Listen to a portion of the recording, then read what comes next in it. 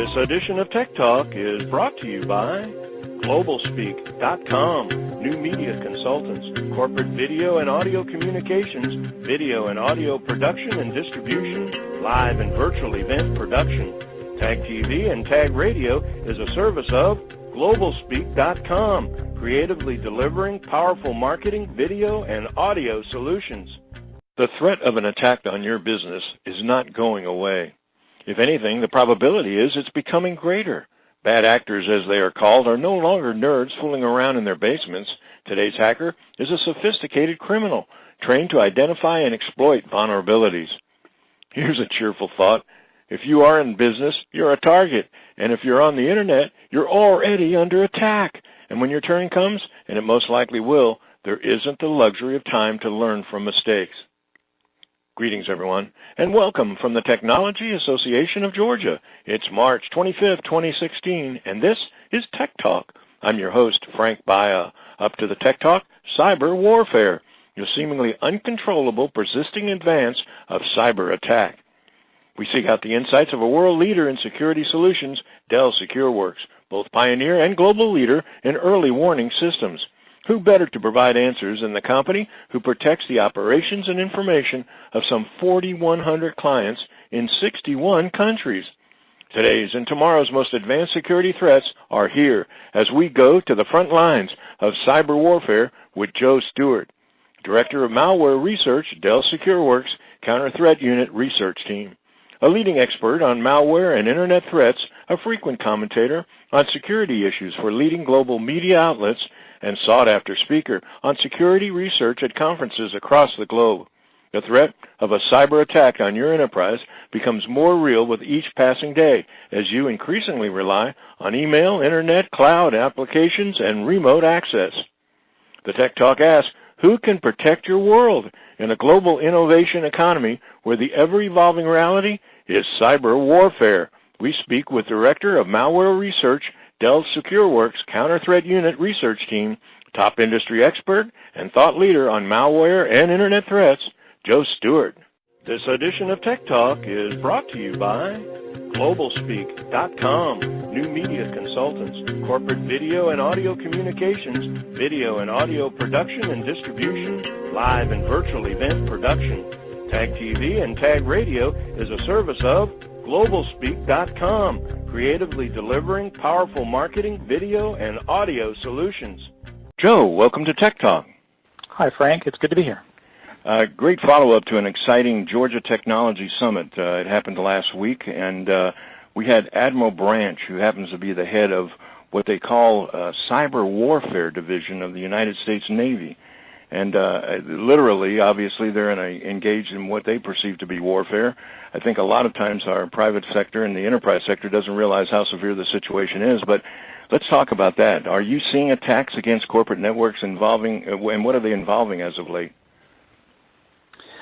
Well, I mean, it's interesting that you should mention warfare. It seems like a lot of the techniques that we've seen used by state-sponsored actors against military networks, governments, NGOs, these kinds of attacks that have been going on for a long time, where they're out stealing intellectual property from companies and getting it basically all pulled back to the country of origin. It seems like those tactics, if not the actors themselves, have kind of spilled over into what we would consider more conventional types of cybercrime. So, we're all familiar with attacks that install ransomware on a computer and force you to pay a ransom to get the files unencrypted, or installing a Trojan like Zeus that's going to steal banking credentials and steal money that way, or just to be destructive. And so we see those same techniques. But now it seems they're using a much more targeted approach. They're using the same types of tools and tactics that these state-sponsored type hackers use, where they'll penetrate a network, sit on it for a while, watch to see what the important resources are on that network, and then deploy whatever their payload is in a targeted way.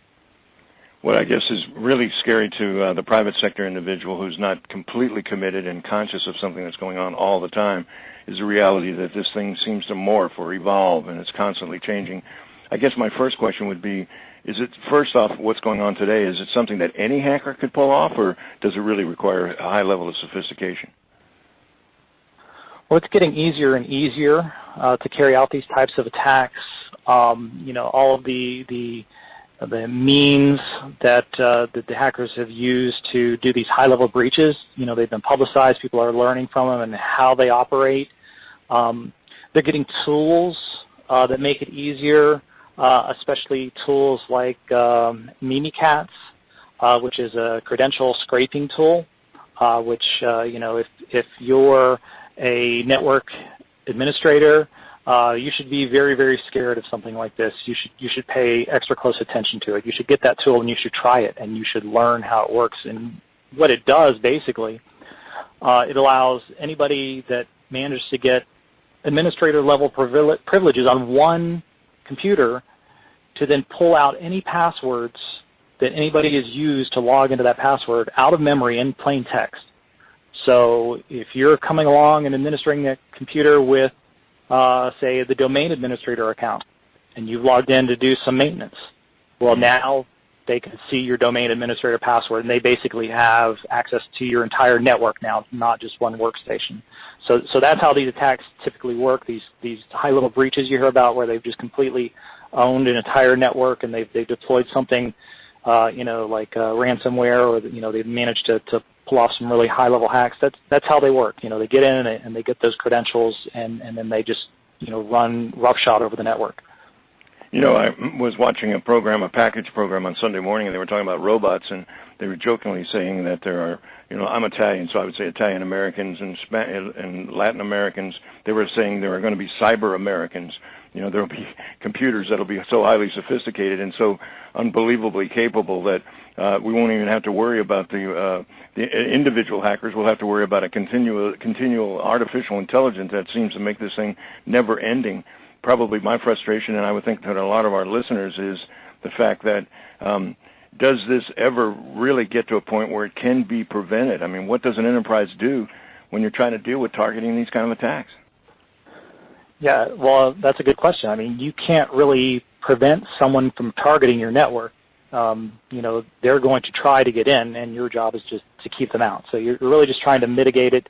You're trying to detect and stop them and thwart them wherever possible. Well, detect is an interesting term, because isn't it a case, too, where sometimes you don't even know you have the problem? You can't even detect it, right? I mean, the tools we have for detection, the attackers can get access to those same tools, and they know how to work around them. They know how to write malware that can bypass your antivirus and not be detected for at least a couple of weeks. That gives them plenty of time to operate on the network. They know how intrusion detection systems work. So you really have to go, defense in depth to the extreme. You've got to instrument everything, you've got to watch everything, and you've got to have some system that can make sense of it all. And most often than not, we don't have those AI systems, on the defensive side that can really make intelligent decisions. So usually it ends up being a person looking at these types of attacks and or just looking at the events coming off the network and trying to determine whether it's an attack or not. Some of the other things I think that are, more clever that could help enhance the defensive posture are deception. Using deception from the defensive standpoint instead of just the attacker's way of deceiving you, trying to get in, spearfish somebody and trick them into opening something. Using deception on the defensive side of things is also very, very smart and something that every network administrator should look at. Well, as you were talking and going through all of the things that you have to be concerned about, I was thinking, and also I have a business to run while I'm trying to deal with all of these situations, and my IT people or my consultants are trying to figure all of this out, and I'm trying to stay online or keep active because every day, day in and day out, I'm a 24/7 because of the technology and the impact that it has presented to companies like mine and others. You mentioned deception. I think that's pretty cool, but Eastern philosophers will say that the solution is simple. It's the implementation that's crazy. Let's talk about how does that work if you're talking about deception? What do you do?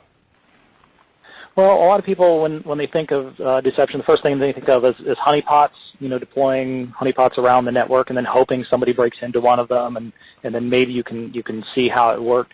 A concept that I actually like a lot better than honeypots is honey tokens. And so what that is, that's just a piece of information that you put somewhere on the network, and you just have several different types of honey tokens. It could be something as simple as an email address, it can be a document, it can be a set of credentials, something that you're going to put all over the network, and then the attacker is going to expose themselves to you when they try to use them. So it's kind of a smart way to make them, come into the light and really? give you a way to detect them.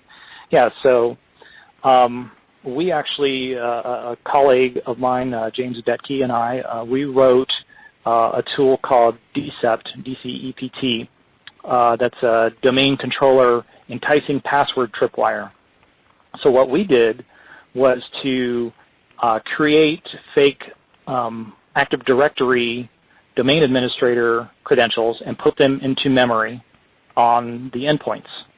So on servers and workstations, they'll all have this fake credential just sitting there in the memory cache, the place that tools like Mimikatz will go and then try and scrape. So now you have an attacker that you're running one of these tools on your system that you put this honey token on, and they see this credential and they're tempted to use it. And so when they do, we have the second part of our system watches to see, and we know exactly which ones we've handed out. And so when we see it come back, we can say, aha, somebody coming from this IP address is attempting to use this honey token credential, which was stolen from this workstation, and we can even tell which day it was stolen because we rotate those in our tool.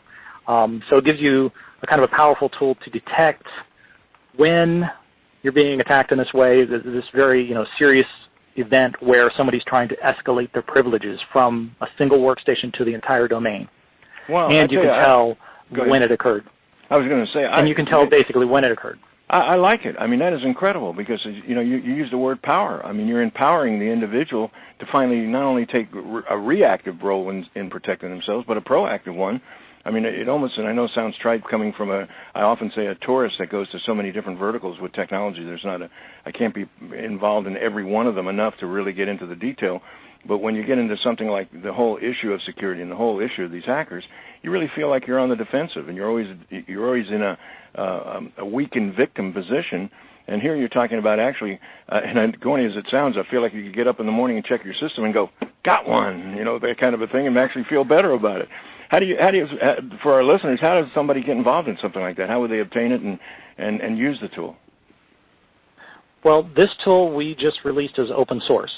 So it's actually freely available. You can go to GitHub and download it and deploy it. One of the reasons that we went open source is that as an administrator, you want to be able to feel some confidence in what you're running, right? So you can now audit it. You can look at every line of source code. There's not a lot of source code to it. It's pretty easily auditable by anybody. It's written. There's an agent component written in C# and a server component written in Python, so they can read through it and feel confident about running it on their network, and they can make changes to it if they want to. And then we also provided it the server side as a Docker container, which should alleviate some of the install headache that might come along with using open source projects. If you've ever had to deal with multiple dependencies, Docker makes that a lot easier. So we're hoping that'll ease the transition if somebody does want to use this tool. Empowerment. I think that's really I'm listening and hearing empowered security.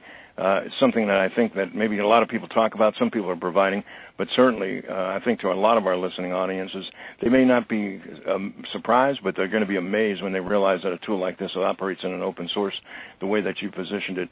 Joe, I got to tell you that it didn't take very long to hit a home run to talk about something that I know our listeners not only would find intriguing, but of extreme importance and extreme value. Thank you so much for taking time out of what I'm sure is an extremely busy schedule to spend a few minutes with us today on Tech Talk. Sure. Thanks for having me on the show.